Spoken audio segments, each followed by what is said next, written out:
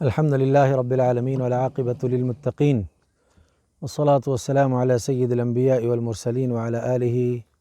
وأصحابه أجمعين ومن تبعهم بإحسان إلى يوم الدين. أما بعد، قال الله تبارك وتعالى في كلامه المجيد: ليس البر أن تولوا وجوهكم قبل المشرق والمغرب ولكن البر من آمن بالله واليوم الآخر والملائكة والكتاب والنبيين. حضرات، آج کے اس درس میں ہم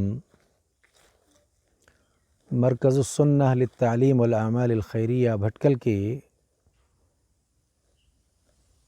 ذمہ داران کی جانب سے اہل بھٹکل میں کرونا وائرس کے حوالے سے کوارنٹین میں جو لوگ بیٹھے ہوئے ہیں ان کے لیے بطور خاص اور بالعموم پورے صوبے میں اور پورے ملک میں جو لوگ اس وائرس میں مبتلا ہیں ان کے لیے کچھ کلمات خیر ہم پیش کر رہے ہیں۔ ان باتوں کو یاد رکھیں اور خود کو ان باتوں کے ذریعے حوصلہ دینے کی کوشش کریں۔ مرکز السنہ تمام اہل بھٹکل میں تمام اہل بھٹکل کو یہ دلاسا اور تسلی دیتے ہیں کہ وہ اس طرح کے امراض سے گھبرائیں نہ، ایسے بیماریوں سے پریشان نہ ہوں، بلکہ اللہ تعالیٰ کی ذات پر توکل اور بھروسہ رکھیں اور اس بات کو ذہن میں ہمیشہ ضرور جگہ دیں کہ ہمارے عقیدے کی اساس اور ہمارے عقیدے کی بنیاد اصول الایمان ہے، اور اس کے 6 ارکان ہیں، یہ تمام اس سے واقف ہیں۔ ایمان باللہ، ایمان بالملائکہ، ایمان بالکتب اور ایمان بالیوم الآخرہ، ایمان بالرسالہ اور ایمان بالقدر۔ یہ ارکان ہیں ایمان کے، اصول ایمان کے۔ اللہ تعالیٰ نے قرآن مجید میں اس کے حوالے سے بیان فرمایا: لیس البر ان تولوا وجوہکم قبل المشرق والمغرب۔ نیکی صرف اس بات کا نام نہیں ہے کہ اپنا چہرہ مغرب اور مشرق کی جانب تم کر لو۔ اصل نیکی ہے کیا؟ وَلَكِنَّ الْبِرَّ مَنْ آمَنَ بِاللَّهِ وَالْيَوْمِ الْآخِرِ وَالْمَلَائِكَةِ وَالْكِتَابِ وَالنَّبِيِّينَ۔ اصل نیکی تو یہ ہے کہ آدمی کا اللہ کی ذات پر قوی ایمان ہو، من آمن باللہ، وَلَكِنَّ الْبِرَّ مَنْ آمَنَ بِاللَّهِ وَالْيَوْمِ الْآخِرِ، آخرت کے دن پر اسے یقین ہو، وَالْمَلَائِكَةِ وَالْكِتَابِ وَالنَّبِيِّينَ، فرشتوں پر اس کا ایمان ہونا چاہیے، کتابوں پر اس کا ایمان ہو اور نبیوں پر اس کا ایمان رہے۔ جبرائیل امین اللہ کے نبی صلی اللہ علیہ وسلم کی خدمت میں حاضر ہوئے۔ ایک مرتبہ صحابہ کی مجلس میں صحابہ موجود ہیں نبی علیہ السلام کے ساتھ، اور آ کر کے اللہ کے نبی صلی اللہ علیہ وسلم سے انہوں نے کچھ سوالات کیے تھے۔ ان میں سے ایک سوال ایمان سے متعلق تھا۔ آپ بتائیے اللہ کے نبی، ایمان کیا ہے؟ اس موقع پر اللہ کے نبی صلی اللہ علیہ وسلم نے وضاحت کرتے ہوئے فرمایا: ان تؤمن باللہ وملائکتہ وکتبہ ورسلہ والیوم الآخر وتؤمن بالقدر خیرہ وشرہ۔ دیکھیں آپ، کتنی اہم اور بنیادی بات اللہ کے نبی صلی اللہ علیہ وسلم نے بیان فرمائی کہ تمہارا ایمان اللہ پر ہو، اللہ کی ذات پر ہو۔ ان تؤمن باللہ وملائکتہ، اس کے فرشتوں پر تمہارا ایمان ہونا چاہیے، وکتبہ، اس کی کتابوں پر ایمان ہونا چاہیے، ورسلہ، اور اس کے رسولوں پر تمہارا ایمان ہونا چاہیے، اور آخرت کے دن پر تمہارا ایمان ہو، اور تقدیر کے خیر اور شر پر ایمان ہونا چاہیے۔ یہ بنیادی چیز ہے، تقدیر کے خیر اور شر پر ایمان ہونا۔ تقدیر پر ایمان ارکان ایمان میں سے ہے۔ کسی بندے کا اگر تقدیر پر ایمان نہیں تو اس کا ایمان ہی مکمل نہیں ہے، اس کا ایمان ہی کامل نہیں۔ اور تقدیر میں خیر اور شر دونوں چیزیں ہوتی ہیں۔ ایک آدمی آج تک صحت میں ہے اور آج بیمار ہو گیا، تقدیر کا ایک حصہ ہے۔ اور آج تک بیمار تھا، کل سے صحت پا گیا، تقدیر کا ایک حصہ ہے، لہذا اس پر کامل اور مکمل ایمان ہونا چاہیے۔ اگر اس تقدیر والے حصے پر یا تقدیر کے خیر اور شر پر اس کا ایمان نہیں تو پھر ایسی صورت میں اس کا ایمان مکمل نہیں ہے۔ اسی لیے اللہ قرآن مجید میں فرماتے ہیں اِنَّ كُلَّ شَيْءٍ خَلَقْنَاهُ بِقَدَر، ہر چیز کو ہم نے تقدیر یا اندازے کے مطابق پیدا کیا ہے۔ بلکہ آگے اللہ فرماتے ہیں اسی صورت میں وَكُلُّ صَغِيرٍ وَكَبِيرٍ مُسْتَطَر، اللہ تعالیٰ فرماتے ہیں كُلُّ صَغِيرٍ وَكَبِيرٍ مُسْتَطَر، ہر چھوٹی اور بڑی چیز کو لکھا گیا ہے۔ مستطر اصل میں مکتوب ہے، اسے لکھ دیا گیا ہے، چاہے چھوٹا معاملہ ہو، بڑا معاملہ ہو، چھوٹی چیز ہو، بڑی چیز ہو، کوئی بھی شے کیوں نہ ہو، لہذا ہر شے کو لکھ دیا گیا ہے۔ یہی اصل میں تقدیر کی حقیقت ہے۔ ہر چیز اللہ تعالیٰ کے علم میں ہے، اور اللہ تعالیٰ کے پاس کتاب میں، جس کو ہم لوح محفوظ کہتے ہیں، وہاں اللہ تعالیٰ نے اسے محفوظ کر رکھا ہے، لوح محفوظ میں وہ محفوظ ہے۔ اور ساتھ ہی ساتھ یہ بات بھی یاد رہے کہ ما شاء اللہ کان وما لم یشاء لم یکن، جو اللہ تعالیٰ نے چاہا وہ ہوا، اور جو اللہ تعالیٰ نہیں چاہتے وہ نہیں ہوتا۔ تو ہر چیز اللہ تعالیٰ کی مشیت سے ہوتی ہے۔ بلکہ اس بات کو ذہن میں ضرور رکھا جائے تقدیر کے حوالے سے، ایمانیات میں ایک اہم شے ہے یہ کہ آدمی کا ایمان تقدیر کے خیر اور شر پر ہونا چاہیے، اور یہ چیزیں جو تمام کی تمام جو ہے مقدر کر دی گئی ہیں، یا تمام کی تمام چیزیں لکھ دی گئی ہیں، یا آسمان و زمین کے وجود میں آنے سے 50,000 سال پہلے انہیں لکھ دیا گیا ہے، اس پر ہمارا ایمان ہونا چاہیے، اور جو لکھا گیا وہ ہوتا ہے۔ تو آدمی کا ایمان قوی ہو کہ اللہ تعالیٰ نے چاہا ہوا، اللہ نے لکھا ہوا، لوح محفوظ میں لکھا ہوا ہے، اللہ نے اسے مقدر کر رکھا ہے، اسی لیے یہ چیز بطور امتحان ہے، میں اسے برداشت کر لے جاؤں، میں اسے صبر کر لوں، میں اس پر صبر کر لوں۔ اسی لیے نبی علیہ السلام نے مومن کو خوشخبری دی کہ مومن کا معاملہ انتہائی عجیب ہے، تکلیف آتی ہے صبر کرتا ہے، اس کے حق میں وہ بہتر ہے، اور خوشیاں آتی ہیں، مسرت کے معاملات آتے ہیں، لہذا اس پر وہ شکر بجا لاتا ہے، لہذا اس پر وہ چیز اس کے حق میں بہتر ہے۔ تو دونوں معاملے میں مومن کا معاملہ بہتر ہوتا ہے۔ اسی لیے جتنے بھی اس طرح کے مرض میں مبتلا ہیں وہ بطور خاص، اور جو کوارنٹائن کے جو ہے حوالے سے انتظار میں ہیں، لہذا ان تماموں کے لیے اس میں دلاسے کا سامان ہے کہ اللہ تعالیٰ کے تقدیری فیصلے پر کامل اور مکمل ایمان رکھیں، اور ایمانیات میں یہ چیز ہے، اس کو ذہن میں رکھیں۔ تو میرا خیال ہے کہ یہ ساری چیزیں ایسے موقع پر بہت ہی زیادہ معمولی اور بہت زیادہ آسان نظر آئیں گی، وگرنہ ایک آدمی اگر ایمان کو جو ہے ہٹا دے اور ایمان سے دور رہ کر کے اگر اس کو لینا شروع کر دے تو بہت ممکن ہے وہ زیادہ پریشانی کا باعث ہو، ایسی چیزیں اور زیادہ اس کو جو ہے پریشانی میں مبتلا کر دیں۔ لہذا حوصلہ ہارنے کی ضرورت نہیں، ہمت سے کام لینے کی ضرورت ہے۔ لہذا ایسے موقع پر ہم کو ایمانیات اور اپنے ایمان کو یا تجدید ایمان کرتے ہوئے اپنے ایمان کو قوی کرنے کی ضرورت ہے۔ اس سلسلے میں آپ دیکھیں 2-4 روایتیں کتاب السنہ سے میں بیان کروں گا۔ ابو داؤد میں کتاب السنہ ہے، اسی کتاب السنہ کے حوالے سے 2 روایتوں کا تذکرہ میں کر رہا ہوں۔ ایک روایت ہے، ابن الدیلمی کہتے ہیں، کیا کہنا ہے ان کا، اتیت ابی بن کعب فقلت له، میں حاضر ہوا ابی بن کعب رضی اللہ تعالیٰ عنہ کی خدمت میں، بہت مشہور صحابی حضرت ابی بن کعب رضی اللہ عنہ۔ تو ابن الدیلمی حاضر ہوئے اور حاضر ہو کر کے ان سے کہتے ہیں فقلت له، میں نے آ کر کے ان سے کہا، ان کے سامنے اپنے مسئلے کا تذکرہ کیا، کیا میرا معاملہ تھا، میرا مسئلہ کیا تھا، وقع نفسی شیء من القدر، وہ کہتے ہیں تقدیر کو لے کر کے میرے دل میں کچھ شبہ ہے۔ عجیب بات دیکھیں آپ، تقدیر کے مسئلے میں کہ تقدیر خیر والی اور شر والی ہوتی ہے،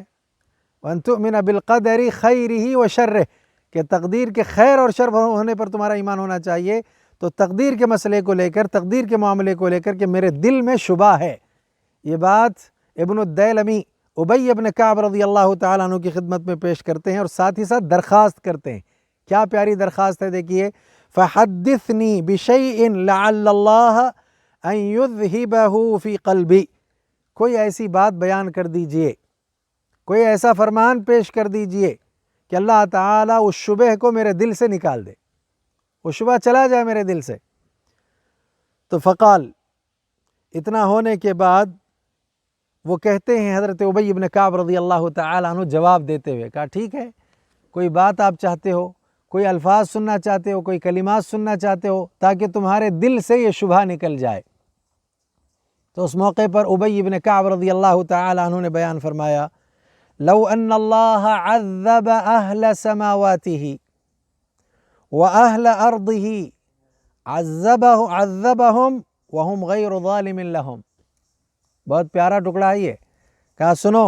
اگر اللہ تعالی تمام آسمان والوں کو اور تمام روئے زمین پر بسنے والوں کو عذاب سے دوچار کرے، ان کو عذاب دے۔ دیکھیے اب عذاب کی کئی شکلیں ہوتی ہیں۔ اب یہ بھی بعض لوگوں نے کہا کہ اس وقت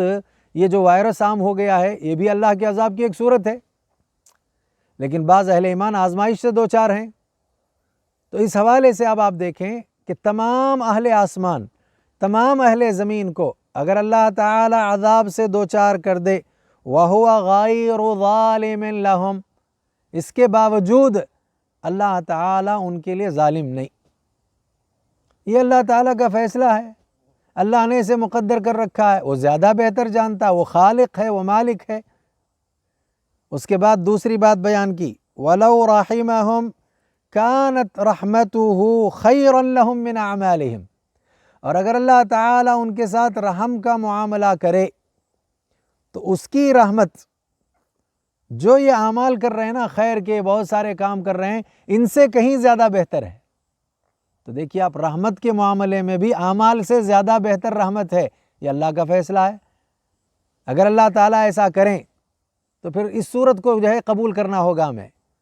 کہ جو اللہ کرتے ہیں وہ بہتر کرتے ہیں، جو اللہ کی طرف سے ہوتا ہے وہ بہتر ہوتا ہے۔ یہ بات بیان کر رہے ہیں ابن الدیلمی کو، ابی ابن کعب رضی اللہ تعالیٰ عنہ، شبہ کو زائل کرنے کے لیے۔ اب اس کے بعد جو دوسرا جملہ استعمال کیا وہ کیا ہے؟ فرمایا وَلَوْ أَنفَقْتَ مِثْلَ أُحُدٍ ذَهَبًا فِي سَبِيلِ اللَّهِ،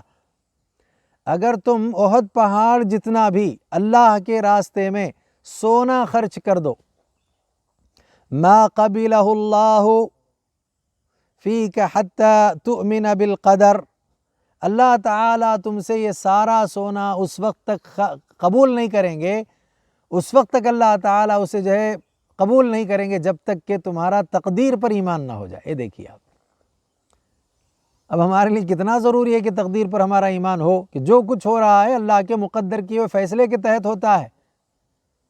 تو اس تقدیر پر ایمان کے نتیجے میں صبر آتا ہے، اس تقدیر پر ایمان کے نتیجے میں حوصلہ ملتا ہے، اس تقدیر پر ایمان کے نتیجے میں آدمی اللہ تعالیٰ پر امیدیں باندھ لیتا ہے کہ اللہ آپ جو چاہتے ہیں وہ کرتے ہیں اور آپ کی مشیت سے ہوتا ہے۔ کیا کہا ابن الدیلمی کو ابی ابن کعب رضی اللہ تعالیٰ عنہ نے؟ کہا اگر احد پہاڑ کی جتنا سونا بھی اللہ کے راستے میں تم خرچ کر دو، تم سے اللہ تعالیٰ اس خرچ کی ہوئی چیز کو اس وقت تک قبول نہیں کریں گے جب تک کہ تمہارا حتیٰ تؤمن بالقدر، تقدیر پر تمہارا ایمان نہ ہو۔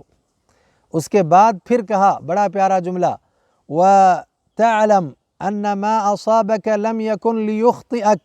وَأَنَّ مَا أَخْطَأَكَ لَمْ يَكُنْ لِيُصِيبَكَ، اچھی طرح اس بات کو جان جاؤ کہ جو تم کو حاصل ہونے والی چیز ہے وہ حاصل ہو کر کے رہے گی، تم سے وہ فوت نہیں ہوگی، وہ تم سے جو ہے چھوٹے گی نہیں، اس چیز سے تم محروم نہیں رہو گے، اور جو چیز تمہیں حاصل نہیں ہونے والی ہے اس کو تم کبھی حاصل نہیں کر پاؤ گے۔ جو حاصل ہونا یقینی ہے اس سے چھٹکارا نہیں، آدمی اس سے محروم نہیں ہو سکتا، اور جو چیز محروم ہونے والی ہے، جس سے وہ محروم رکھا جائے گا، جو چیز اسے حاصل ہونے والی نہیں، کبھی وہ اسے پا نہیں سکتا، کبھی وہ اسے حاصل نہیں کر سکتا۔ کیوں؟ اللہ کا مقدر کیا ہوا فیصلہ۔ اتنی بات بیان کرنے کے بعد آخری بات جو بیان کی حضرت ابی ابن کعب رضی اللہ تعالی عنہما نے، وہ کیا؟ وَلَوْ مُتَّ عَلَى غَيْرِ هَذَا لَدَخَلْتَ النَّارِ، اگر اس عقیدے کے علاوہ کسی اور عقیدے سے یا تقدیر پر ایمان کے علاوہ تمہاری موت ہو جائے، تمہارا انتقال ہو جائے، تب تو تم سیدھے جہنم میں داخل ہو جاؤ۔ اب جو اس مرض میں مبتلا ہیں اور جن کو کوارنٹائن کے حوالے سے جو ہے اس میں رکھا گیا ہے، گھبرانے کی کوئی ضرورت نہیں، خوف کھانے کی کوئی ضرورت نہیں۔ تقدیر پر کامل اور مکمل ایمان، جو اللہ نے مقدر کر رکھا وہ ہوگا۔ تو موت بھی اگر آ جائے گی تو پھر آدمی جنت کا مستحق ہو سکتا ہے، اور اگر تقدیر میں جو کچھ لکھا گیا اس پر ایمان نہیں ہے تو پھر کیا کہا حضرت ابی بن کعب رضی اللہ تعالیٰ عنہ، وَلَوْ مُتَّ عَلَىٰ غَيْرِ هَذَا، اس کے علاوہ پر اگر تمہاری موت ہو گئی تو لَدَخَلْتَ النَّارِ، تم جہنم کی آگ میں داخل ہو جاؤ گے۔ کتنا بڑا خسارہ، کتنا بڑا گھاٹا، کتنا بڑا یہ نقصان ہوگا۔ تو لہذا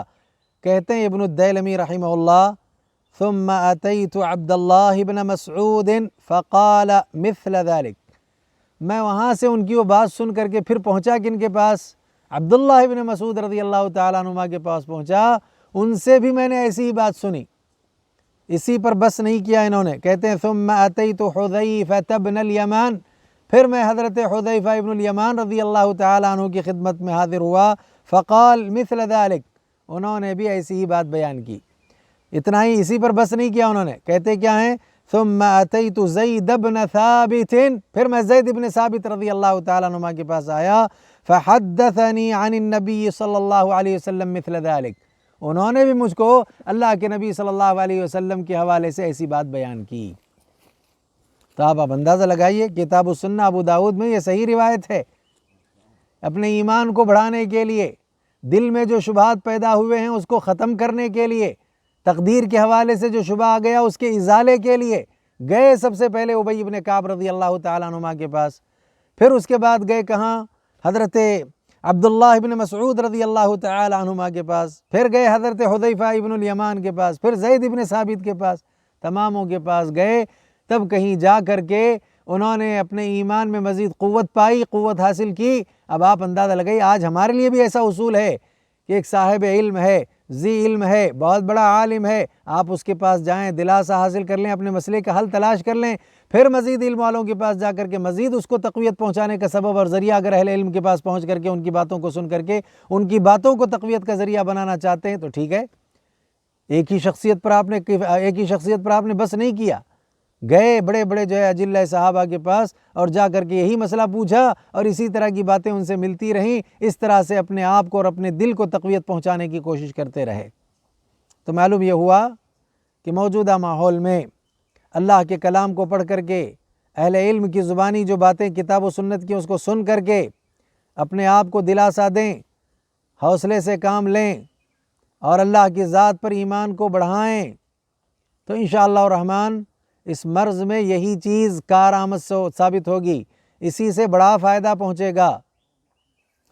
اور ساتھ ہی ساتھ ایک دوسری روایت اسی ابو داؤد میں حضرت عبادہ بن صامت رضی اللہ تعالی عنہ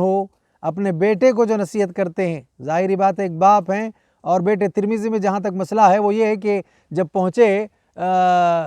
صاحبزادے تو اس موقع پر محسوس یہ ہوا کہ ان کی زندگی کے آخری لمحات ہیں، ایسا محسوس ہوتا ہے، تو لہذا اس موقع پر کہا کوئی وصیت اور نصیحت کیجئے، تو کہا حضرت عبادہ بن صامت رضی اللہ تعالیٰ عنہ کہ مجھے بٹھاؤ، لہذا ان کو بٹھایا گیا۔ ترمذی میں اس کی وضاحت ہے، اور ابو داؤد میں کتاب السنہ میں اگر آپ دیکھیں گے تو اس موقع پر وہ یہ ہے کہ ابو داؤد میں جب حضرت عبادہ بن صامت رضی اللہ تعالی عنہ کے پاس بیٹے تھے تو بیٹے کو انہوں نے نصیحت کرتے ہوئے یہ نصیحت کی اور کہا کہ بیٹا، ایمان کی لذت اور ایمان کی مٹھاس اور حقیقت ایمان تم اس وقت تک پا نہیں سکتے جب تک کہ یہ یقین نہ کر لو کہ جو کچھ تمہیں حاصل ہو چکا ہے، یہی اصل میں ہے، جو کچھ تمہیں حاصل ہو چکا ہے یہ تم سے رہ نہیں سکتا تھا، اور جو کچھ حاصل نہیں ہوا ہے وہ کبھی مل نہیں سکتا تھا۔ وہی بات ہے، وَاعْلَمْ وَتَعْلَمْ أَنَّ مَا أَصَابَكَ لَمْ يَكُنْ يُخْطِئَكَ وَمَا أَخْطَأَكَ لَمْ يَكُنْ لِيُصِيبَكَ، جو الفاظ جو اس سے پہلے روایت میں، اس کی پہلے کی روایت میں آئے ہیں، اس کا مفہوم یہی ہے کہ اچھی طرح سے اس بات کو جان لو کہ ایمان کی حقیقت پا نہیں سکتے بیٹے تم اس وقت تک جب تک کہ یہ یقین نہ کر لو کہ جو کچھ تمہیں حاصل ہو چکا ہے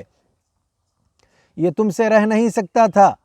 اور جو حاصل نہیں ہوا وہ مل نہیں سکتا تھا۔ میں نے اللہ کے رسول صلی اللہ علیہ وسلم سے سنا ہے، آپ فرماتے تھے کہ سب سے پہلی چیز جس کو اللہ رب العالمین نے پیدا فرمایا وہ قلم تھی۔ اللہ رب العالمین نے اسی قلم سے فرمایا کہ لکھو، تو اس قلم نے کہا اے میرے رب کیا لکھوں؟ اللہ تعالیٰ نے فرمایا قیامت قائم ہونے تک ہر چیز کی تقدیر لکھ۔ آج میرا کہنا بھی تقدیر میں لکھا ہوا ہے، آپ کا سننا بھی تقدیر میں لکھا ہوا ہے، اور اس طرح سے اس مقام پر پہنچنا بھی تقدیر میں لکھا ہوا ہے، اور کسی کا اس طرح کے وائرس میں مبتلا ہونا تقدیر میں لکھا ہوا ہے، اور کسی کا جو ہے اس مرض کے ہونے نہ ہونے کا ہونے نہ ہونے کی جانچ کو دیکھنے کے لیے انتظار میں بیٹھا رہنا بھی لکھا ہوا ہے۔ ساری چیزیں لکھی ہوئی ہیں، بہت ساروں کے لیے شفا لکھی ہوئی ہے، بہت ساروں کے لیے موت لکھی ہوئی ہے۔ تو قیامت قائم ہونے تک ہر چیز جو ہے، جو کچھ ہونی ہے اس کو لکھ دے۔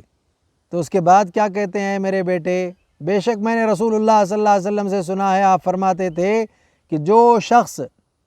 اس کے سوا کسی اور عقیدے پر مر گیا، دیکھیے آپ، بڑا عقیدہ، بنیادی عقیدہ، کوئی بھی شخص اس عقیدے کے علاوہ کسی اور عقیدے پر مر گیا، اس کا مجھ سے تعلق نہیں ہے۔ اور پہلے کی روایت میں ابی بن کعب کہتے ہیں دخلت النار، اگر تم اس کے علاوہ کسی اور عقیدے پر مر جاؤ گے، جہنم کی آگ کے ایندھن ہو جاؤ گے، جہنم میں داخل ہو جاؤ گے۔ تو لہذا بہت زیادہ ضروری ہے ہمارے لیے کہ ہم تمام چیزوں کو ذہن میں رکھیں۔ حسن بصری رحمہ اللہ کا بڑا پیارا فرمان ہے، وہ کہتے ہیں ہر چیز مقدر کی گئی ہے۔ اللہ رب العالمین نے بیماری کو مقدر کر رکھا ہے، اللہ رب العالمین نے رزق کو مقدر کر رکھا ہے، اللہ رب العالمین نے وبا کو مقدر کر رکھا ہے، اللہ رب العالمین نے بلا کو مقدر کر رکھا ہے۔ ساری چیزیں اللہ تعالیٰ کے تقدیری فیصلے کے تحت ہوتی ہیں۔ تو اس اعتبار سے ہمارے لیے ضروری ہے، اہل ایمان کے لیے بطور خاص یہ ضروری ہے کہ وہ ہر شے کو من جانب اللہ سمجھیں اور اللہ تعالیٰ کا تقدیری فیصلہ تصور کریں اور اس پر صبر کریں، اور اسی سے صبر آتا بھی ہے۔ آدمی اگر یہ تقدیر کا معاملہ نکال لیا جائے اور اس پر ایمان کو ہٹا دیا جائے تو کتنے ایمان والے ہوں گے جو شکوے شکایتیں شروع کریں گے؟